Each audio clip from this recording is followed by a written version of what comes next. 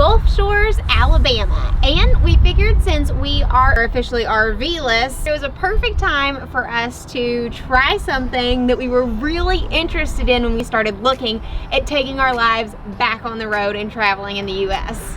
One of the things that we had contemplated was a tiny home.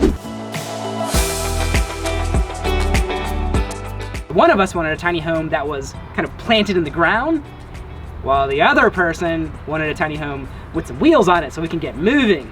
Well, and the reason that I wanted a tiny home and not one on wheels was because of how cool I've heard the communities are. And I mean, if you're willing to live in a tiny home, you obviously have to be cool people. But we ended up falling in love with the Airstream for a lot of different reasons, and we never got the chance to try out a tiny home. So since we are driving back to Tampa Bay to pick up our brand new Airstream, we figured what better time to check out what it would actually be like to live in a tiny home. We're gonna give you a tour and then give you a little bit of feedback. We definitely have some pros and cons. Airstream versus tiny home. My first thought about tiny homes is that most of them would be fifth wheels. I really had no idea. This particular one is actually a travel trailer. I automatically assumed, because a lot of them were very, very tall and some of them had lofts, that it would be a fifth wheel that connects in the hitch so you'd have that space above the hitch. I was wrong. One of the really cool things that I do love about the Airstream is that, or at least with the Classic, everything is automatic. If we were to lower the Airstream down onto the hitch of the truck, push a button, it lowers. This one looks like it has two cranks, so you've got a crank on both sides. And that automatically tells me it's a two-man job. Because unless you have Michael Jordan length arms, you're not gonna be able to crank both of them at the exact same time. One thing I did notice immediately is that it's just really, really tall. I'd imagine with something this tall, you'd want to check all of the bridges and make sure you weren't going under any low overpasses or anything like that, because, I mean, I don't know if you can tell how tall it is in video, but it's really tall. Now, because this particular tiny home is stationary, they've built a deck around the exterior with this umbrella. Same umbrella that just tried to kill us. Back from Morocco. All right, let's check out the interior. Boom, you walk in, you've got this nice seating area, and the first thing you'll notice when you walk into a tiny home is, again, how tall the ceilings are. They are really, really tall. You've got a mini split unit here, and then as you'll see, we have another mini split unit on the exact opposite side of the mini home, of the little home. Tiny home, mini home, little home, tiny home, whatever you want to call it. Welcome to the kitchen. This is your counter space here. This would be where you would prep all of your food. There's no stove. You've got, this is an induction cooktop. Behind the counter, you've got something that is the size of an easy bake oven. Toaster oven, nice. You've got this farmer's tub here, which is really, really cool because I just absolutely love those. We've got that in the Airstream as well. Extremely helpful. Faucet, coffee maker. The windows are probably the one thing I also noticed as soon as we walked in here. I mean, these are, while they are smaller windows, they're the same type of windows you would find in a home. Got your refrigerator here, kind of cool. Plenty of space. Got your freezer as well.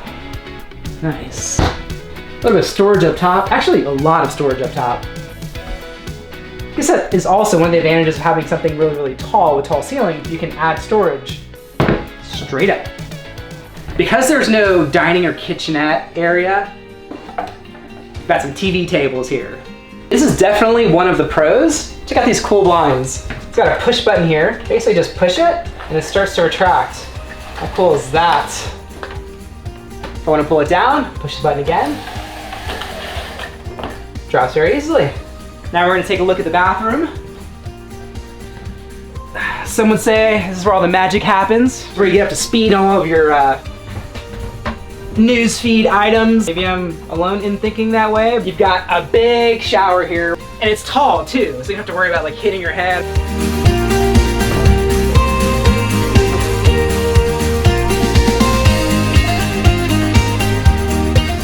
Okay, now let's check out the bedroom. Now the first thing we noticed is that the bed is really, really tall, so it's not that easy to just kind of like lay in it. You gotta, oh yeah, just like that. This is how you get into the bed with style. You've got some low ceilings here, so while the shower may have been awesome for tall people, the bed, not so much. I'm about 5'10", got a few inches above my head, but not a lot. There's not a lot of room up here at all.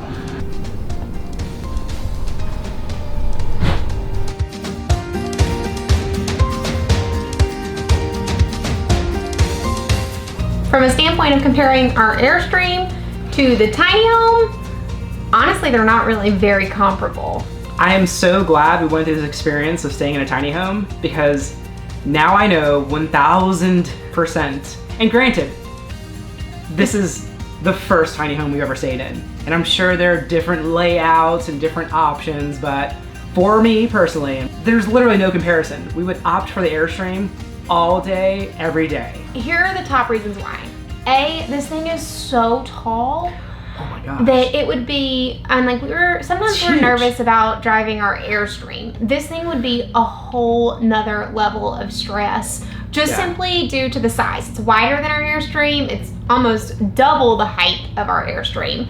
So when it comes to it being on an on-wheels moving vehicle, this thing looks terrifying. I would say the two things that I would be most concerned with, that I don't really know, are the weight of this thing, because it just looks heavy. And two, it's just a big box. So in terms of aerodynamics, it's got none. It's just literally like a big box that's just gonna like hit the wind as you're going down the road. Whereas with the Airstream, it's like an aerodynamic bubble that just kind of slices through the air, which is so wonderful when you're hitting some of those like Midwest states where they have like high crosswinds. That's when you absolutely are so thankful that you have an Airstream, because the wind just cuts right over it. You don't feel it rocking or anything like that. And that's very, very important, especially for people that are new to RV life. I will say, obviously, it's really cute. It has real furniture. The cabinets feel more like a kitchen. It has tons of space for storage, which is great. We will also note that the hot water and water pressure here are amazing. In fuego. I mean like fire. I took literally the longest Hollywood style shower you have ever heard of this morning, and it was wonderful. I don't know if that's part of it just being stationary, or if it actually speaks to the plumbing of the tiny home itself. Or the water heater maybe, or who knows, but that was definitely a win. Other things that I would say this experience has taught me is that if we were going to build a tiny home, because we haven't completely ruled that out, maybe we'll want to settle down in one spot without wheels one day. But I would definitely want to be involved in the designing process, because I despise the fact that this little sofa that we're sitting on right now is the only seating. This would be completely non-functional for any more than 2 human beings, maybe a small child as well, but there's no sitting room. Like, you don't have a table. We love our table and use it all the time to work and to eat. We got our separated like recliners to watch TV, and that makes it feel like the space is a lot bigger. This is where you would eat dinner. I mean, this is literally like, this is it. You've got one sitting area and you've got these fold out tables. So dinner and everything, I guess, would happen here. There's literally no other seating area. Yeah, that's a no-go. We've enjoyed staying here for a couple of days. It's a fun little like spot to be close to the beach and go hang out.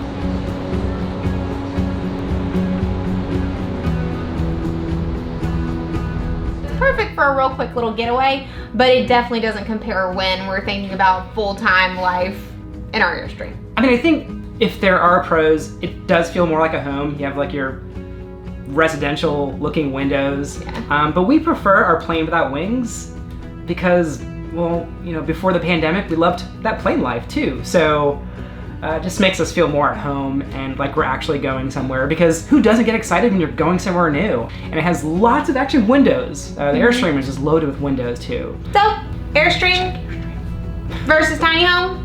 We are totally excited about keeping our Airstream. Yay.